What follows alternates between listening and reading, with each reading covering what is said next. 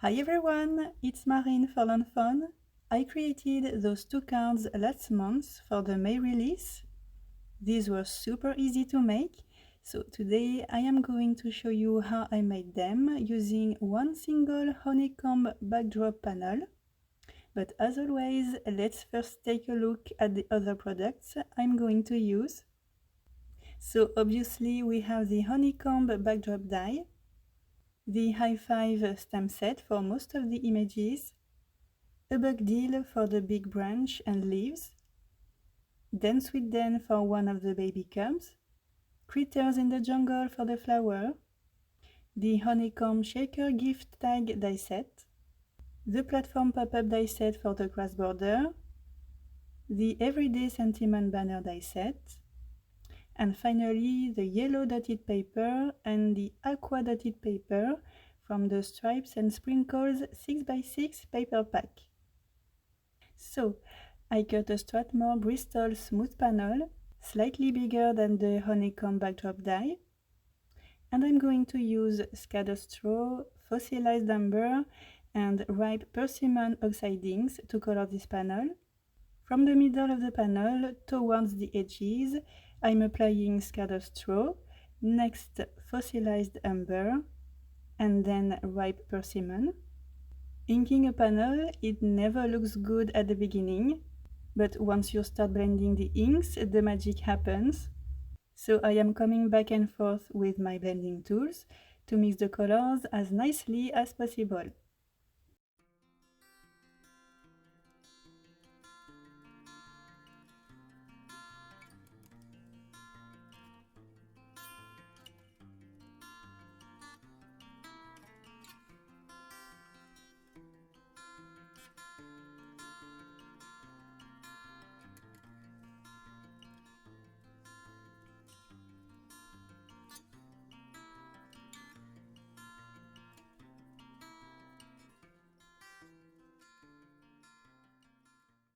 So here it looks pretty good to me, so I'm going to add some splatters and then I will set the panel aside to dry.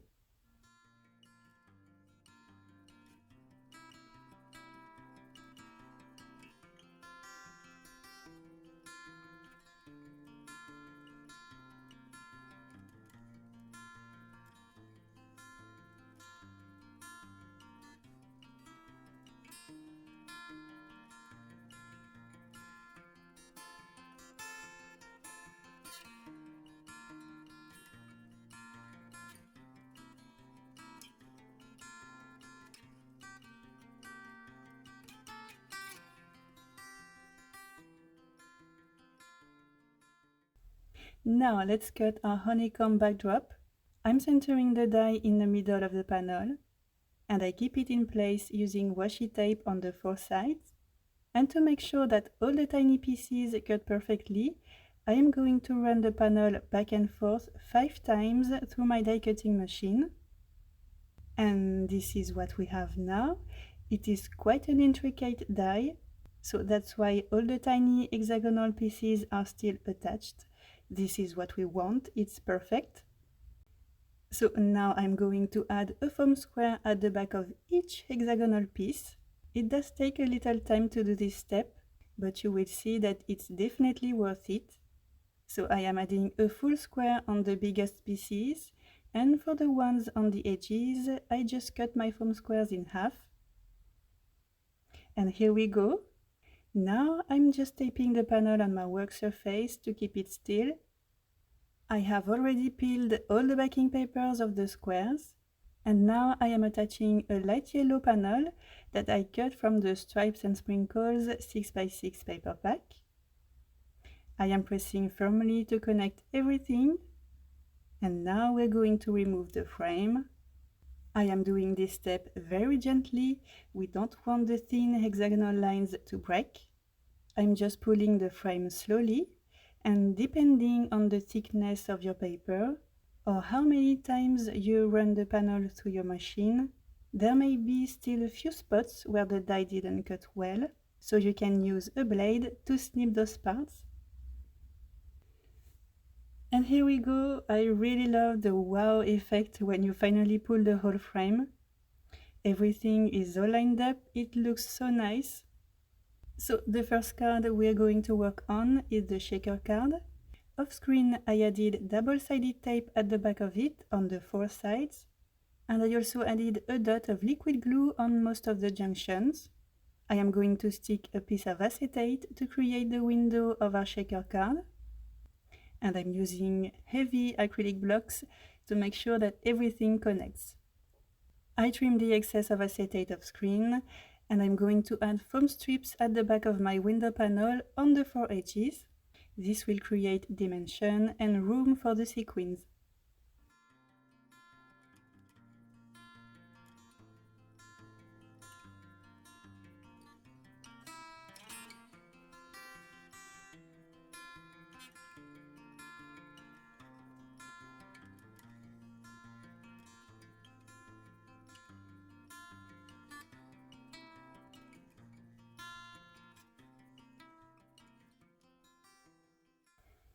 Now, we want the sequins to move freely inside the panel.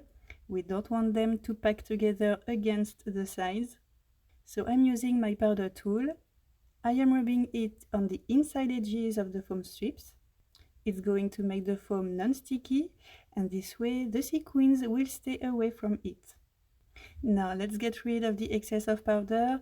Let's make this window very clean. I am using a microfiber cloth to do that. And now it's time to add our shaker accessories. On the first cards I used the golden heart sequins, but I ran out of those, so I'm using golden sequins instead. I am pouring a few spoons on the acetate. Next I can remove the backing papers from the foam strips. And I am going to attach the same yellow pattern paper as before to close my shaker panel, pressing firmly on the edges to connect the paper to the foam, and voila, super cute! I am going to trim the edges, and before moving on to the coloring, I want to quickly color a grass border.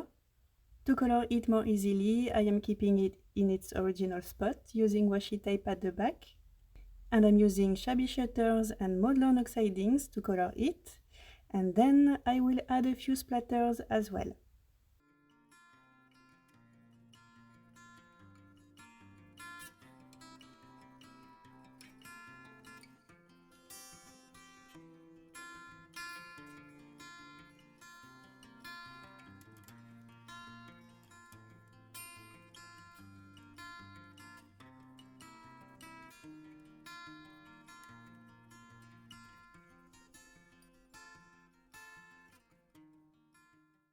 So now we can move on to the coloring.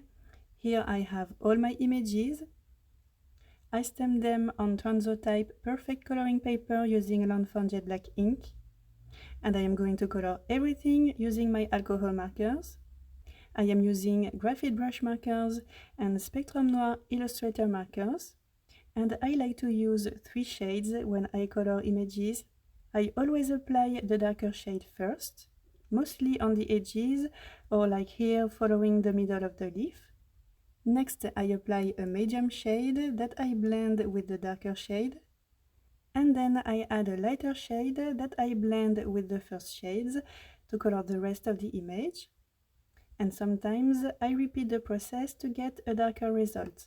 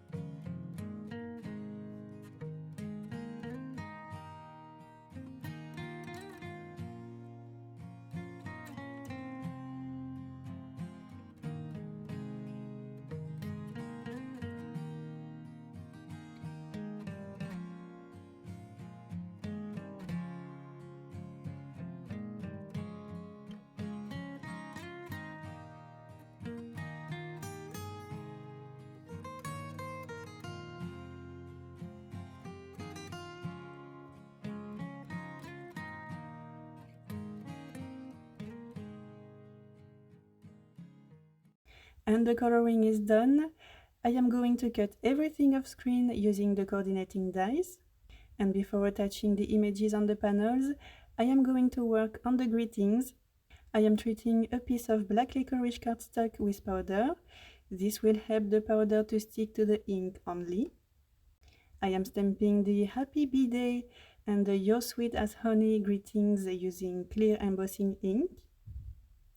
Next, I am sprinkling white embossing powder on the ink, and then I'm using my heat tool to heat the powder and melt it.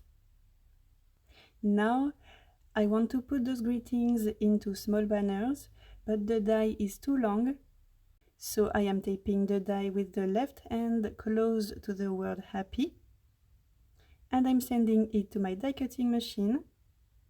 Now I am taping the die with the right hand close to the word day, a run through the machine, and here we go, we have a custom banner that fits our greeting.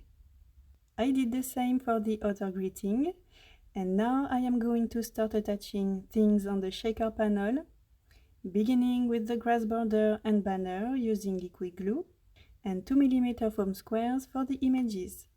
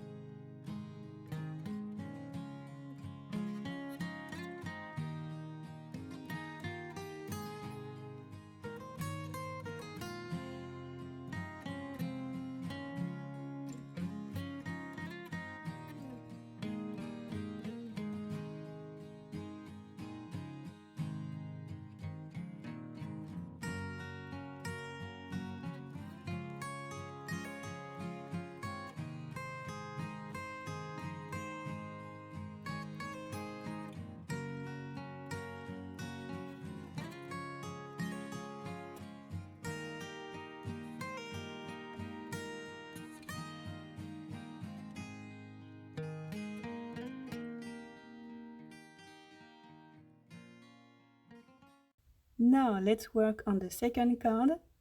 I cut a Honeycomb shaker gift tag frame out of gold glitter cardstock, and I cut a matching back panel out of the pattern paper from the Stripes and Sprinkles 6x6 paper pack.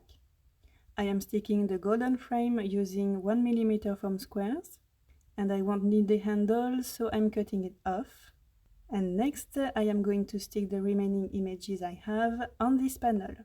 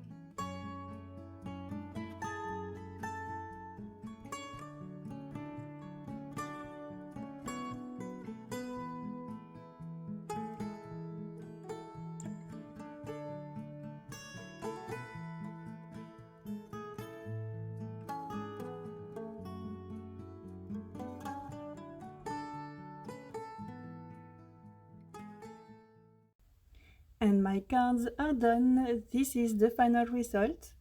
This honeycomb backdrop is really amazing, and I love how each card completes the other. It's beautiful, and I hope that you like them too. Thank you so much for stopping by and for watching this video. Have a very nice day and see you in the next one. Bye!